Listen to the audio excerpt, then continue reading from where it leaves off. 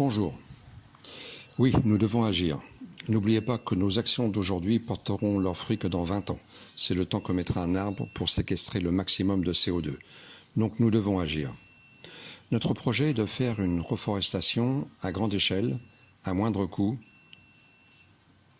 un peu comme nos amis kenyans. C'est nos amis kenyans qui nous ont mis la puce à l'oreille. Ils ont eu un gros problème de reforestation. Notre solution, ce sont les seed balls.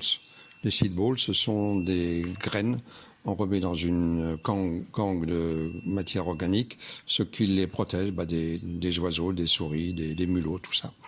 Nous avons, avec notre association, déjà fait une partie du travail, c'est-à-dire que nous avons pris contact avec nos amis kenyans. Ils nous ont donné la recette, on a déjà fabriqué nos seed balls, donc on a déjà commencé sur ce sujet. Vous voyez à l'écran actuellement l'inventeur d'ailleurs de ce système, qui est kenyan. Voilà, donc ils ont plusieurs méthodes de distribution des seed balls. C'est soit jeté avec des frondes, soit, comme vous verrez un petit peu après, par avion, ou là, distribué le long d'une haie avec des frondes aussi. Voilà, c'est une méthode, je dirais, simple, éprouvée,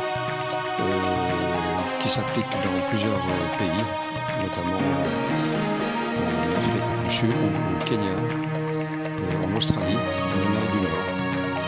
Je pense que cette méthode est le meilleur moyen aujourd'hui, j'en connais pas d'autre, pour assurer une reforestation rapide, efficace et peu coûteuse.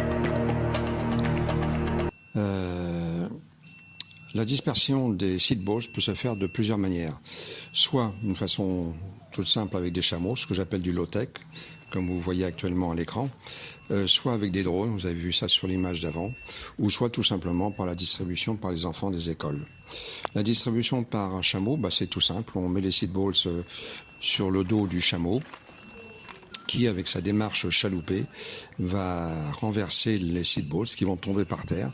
Et aux premières pluies, la gangue va s'humidifier, la graine va sortir de sa dormance et germer. Bon, c'est une méthode qui est, comment dirais-je, pas très...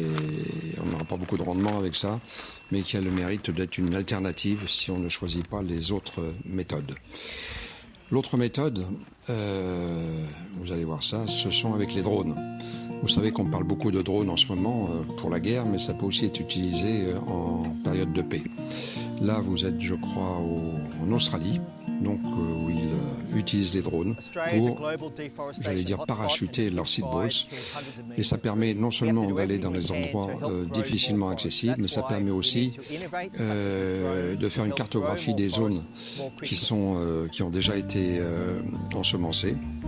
C'est une méthode rapide, c'est une méthode high-tech et c'est une méthode à la portée du Mali, il ne faut pas l'oublier ça. La fabrication des seed balls, je vous l'ai dit, on a déjà fait ça avec notre association. Je reviendrai un petit peu après sur les drones. Voilà, donc voilà comment se présentent les seed balls. On remplit la machine, on les met dedans et on est capable de semer, je dirais, presque 1 million de seed balls par jour avec 2 ou 3 drones. Là, il existe des drones low cost, j'ai trouvé ça sur internet, c'est fabriqué en bois, voilà. Là, je vous présente Monsieur Diarra, qui est un Malien qui fabrique des drones. Il est à Bamako, il a été primé plusieurs fois. Donc pour la dispersion des seed balls, nous avons soit le dromadaire, soit les drones, soit par les enfants des écoles. Nous avons pensé faire 4 distributions par an juste avant l'hivernage, mais on peut en rajouter bien sûr. On espère faire une fête avec les enfants à la fin de chaque distribution. Et bien sûr, les seed balls, c'est une idée à germer. Je vous demande d'écouter un peu le discours de ce monsieur, qui est la plus grosse entreprise, je crois, en France, qui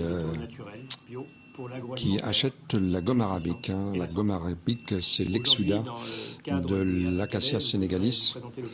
Je ne sais pas si vous le savez, mais le pays qui en produit le plus, c'est le Soudan. S'il y en a d'entre vous qui connaissent le Soudan, c'est vraiment un pays où plus rien ne pousse là-dedans. Donc voilà, quand j'allais comment dirais-je, à l'Office du Niger, après Fana, quand je voyais les grandes zones de friches, enfin de zones non exploitées, je me suis toujours demandé pourquoi on ne plantait pas dans ces endroits-là des acacias sénégalaises pour au moins faire des récoltes de cette substance. Vous verrez plus tard où il y a un besoin énorme dans tous les pays occidentaux et en Amérique aussi. Ça, on s'en sert dans beaucoup de les plats transformés qu'on consomme en Europe.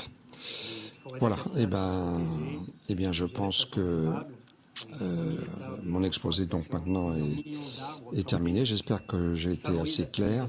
J'espère que vous avez compris l'importance de la reforestation. Puis je terminerai quand même pour vous dire que ce type de projet n'est pas amené par une association, peut être promu par des associations, mais c'est surtout une volonté politique qui peut faire avancer ce genre de projet, puisqu'il faut une adhésion de la nation. C'est forcément l'argent de la nation qui va servir pour faire ça, à moins qu'on trouve des bailleurs. Je pense que c'est facile de trouver des bailleurs à la Banque mondiale, je ne sais pas, les Nations Unies, je ne sais pas, vous connaissez mieux ces gens-là que moi. Mais je pense que le Mali ne doit pas être à la traîne dans cette lutte, non seulement contre l'avancée du désert, mais aussi sur la reforestation. Voilà, donc je pense que, comme je termine là en disant, la reforestation, ça peut aussi être une source de revenus. Merci de m'avoir écouté. N'hésitez pas si vous avez des questions, on est à votre disposition.